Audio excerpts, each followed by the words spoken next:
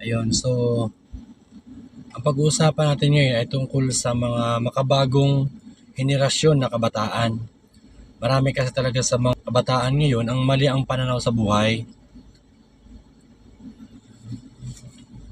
Base kasi sa aking obserbasyon, ang mga kabataan ngayon pag nakatapos sila mag-aral, o sabihin natin yung mga fresh graduate, college graduate, ang unang-una nilang iniisip yung kumita ng malaking pera. Kung tutuusin kapag fresh graduate ka, wala ka pang experience O may mga ideas ka sa mga papasukin mong trabaho dahil baka napag-aralan mo naman na sa school. Pero mali pa rin kasi na unahin mo o isipin mo na magkaroon ka kagad ng malaking pera. Wala kasi talagang ganon. Walang kumpanya na magbibigay sa'yo ng mas malaking sahod samantalang yung karakter mo o yung quality mo hindi pa ganun kataas. Ito advice ko lang din sa mga kabataan na pag naghanap kayo ng trabaho, isipin nyo muna kung tama ba yung applyan ninyo at itong applyan ba ninyo nasa puso ninyo, kasi oras na na-hard ka kasi dyan at taliwas naman yan sa gusto ng kalooban mo, baka hindi ka rin yan dyan gumaling. Mas maganda talaga kung planuhin mo o pag-isipan mo kung bagay ba sa iyo yung a-applyan mo. Kasi hindi naman pwedeng pag-apply mo, mag-iisip ka na kagad umalis kasi hindi mo gusto yung trabaho. Pag-isipan mo munang mabuti yung trabaho nga applyan mo.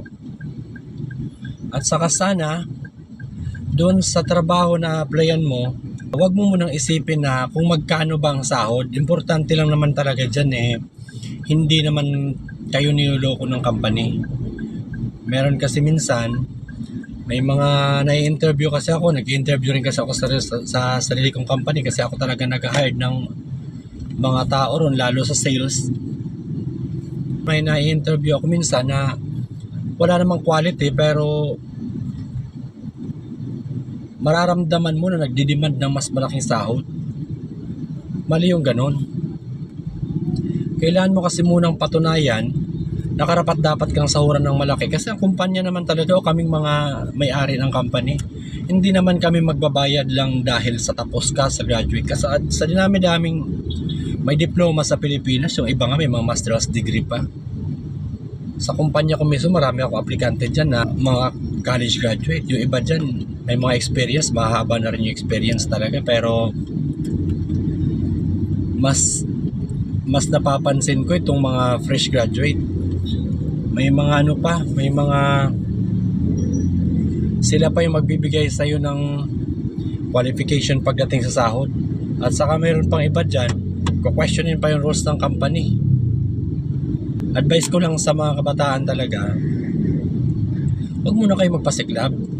Hindi nyo alam yung kausap nyo, ang layo na narating yan. Hindi nyo alam yung kausap nyo, professional din yan. Tapos magpapa-interview ka dyan. Pag in-interview ka, ang unang-una na sa isip mo, dapat malaki ang sahod mo dahil graduate ka. O kahit sabihin natin na maganda pang performance sa school, ibang school sa totoong buhay. Kahit sabihin natin na cum laude ka pag graduate, kailangan mo munang patunayan na talagang magaling ka sa larangan ng pagiging empleyado na. Kung ano yung maibigay sa'yo na obligasyon, patunayan mo muna magaling ka bago ka mag-demand ng sahod. O bago mo iparamdam dun sa kumpanya na kailangan taasan ng sahod mo, show for sure quality. Quality ang binabayaran ng employer ninyo. Huwag masyadong mamili pagdating sa trabaho. Importante talaga dyan na pag-isipan mo na yung a-applyan mong trabaho, posibleng dyan ka umasenso. Medyo matraffic lang. Pag oras na nakapag-decide ka na kasi, wala nang backpedaling dyan, wala nang atrasan dyan. Kailangan mo talagang i-improve ang sarili mo dyan sa field na pinasok mo. Hindi pwedeng try and error ka. O kung ginagawa mong try and error, ano magiging kainatnan mo niyan? Matatagalan ka lang. Kung nakatapos ka naman ng kolehiyo, lamang na lamang ka na ba't hindi mo mapag-isipan yung trabaho talaga na para sa'yo, na tingin mo uunlad ang personalidad mo, uunlad ka bilang isang tao dyan sa trabaho na papasukin mo. Marami kasi minsan dahil nayaya lang ng mga kaibigan, ng mga ka-batchmate doon sa isang kumpanya na yun, na hindi naman bukal sa loob niya, sumama na siya. Pero pagdating doon, mas mataas ang expectation niya sa sarili niya, kahit hindi naman siya ganun ka-quality doon, kasi sabihin natin na iba ang quality mo sa school. Pero pagdating doon ka sa company na pinasukan mo, dapat handa ka eh. Kaya nga talagang maganda talaga na napag-isipan mo para prepared yung buong sistema mo. Yung physical na pangangatawan mo, yung emosyon mo, yung pag-iisip mo, yung knowledge mo, na ihanda mo dapat bago ka mag-apply sa trabaho na yan. Nasasayang kasi yung mga panahon kapag pumasok ka sa isang kumpanya na tingin mo hindi naman talaga bagay sa'yo. Tingin mo hindi ka naman talaga dyan uunlad, hindi mo mapapaunlad yung karakter mo dyan bilang isang tao o bilang isang magaling na mamamayang Pilipino. Ako para sa sarili ko noon, hindi ako nag-try and error. Alam ko kasi papasok ako sa negosyo eh. So talagang lahat ng pinasukan ko sales. Nag-focus ako sa sales. Kasi alam ko, doon din naman ako magaling eh. Kahit nung bata pa kasi ako, talagang yun na rin yung hilig ko, yung magbenta. Kaya nung pagkatapos ko, nung graduate ako, actually nursing graduate ako, pero pumasok talaga ako noon sa supermarket. Dahil alam ko doon ako matututo eh, doon ko mabibuild yung personality ko bilang isang magaling na tao balang araw. Saka hindi na, 3 taon lang yung trabaho ko. Actually sa 3 taon na yan, nakadalawang company na ako dyan. Siyempre kung hindi naman kahit gusto mo yung trabaho mo, kung hindi naman maganda yung environment para sa'yo, yung company naman mismo yung may problema, pwede ka pang maghanap ng iba, pero focus ka pa rin doon talaga sa gusto mo.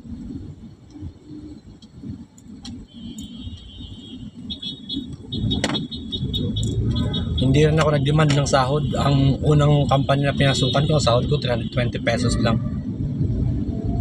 Underwage pa yan noon kasi ang minimum nung panahon na yun is 380 na. Hindi ko naman kasi inisip na kumita. Wala kasing ganun. Imposible yun kung fresh graduate ka, bago ka lang. Wala pang laman resume mo, tapos maghahangad ka ng malaking salary. Ay niloloko mo sarili mo, saka nakakahiya ka kung ganun ka mag-isip. Normal lang na dadaan ka talaga sa malit ang sahod. Sino ba namang, siguro kung kamag-anak mo yung may-ari ng company, sino ba namang magsasahod sa'yo ng malaki, samantalang fresh graduate ka, wala ka pang napapatunayan?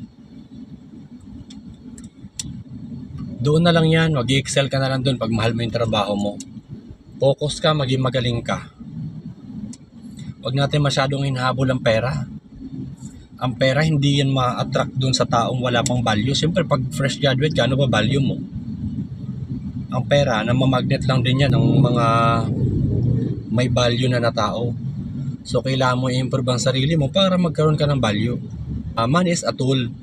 Pero kung wala naman din siyang value, money seems like useless. Parang halos wala naman din siyang halaga. Ano ba ang pera kapag wala naman siyang value? That's only a piece of metal or a piece of paper. So, ang value, na-attract niya sa value. At kung wala ka pang value, lalayo sa'yo ang pera. At kahit naman na may value ka na, huwag nating habulin ng pera. Bonus na lang yan na na-attract natin yung pera. Pero yung pagiging magaling, naging magaling ka dyan sa field na yan, madadala mo yan sa buhay mo. Ma-attract mo na lang din yung pera kung pera talaga ang purpose mo. Maraming mas mahalagang bagay kumpara sa pera. Pero ang pera mahalaga din naman kasi money is a tool na gagamit natin yan. Gamitin lang natin siya ng maayos. At huwag tayo masyadong magpaloko sa pera. Huwag natin itong hinahabol, huwag natin chine-chase yung pera kasi as long as chine-chase mo yung pera, bumababa ang value mo.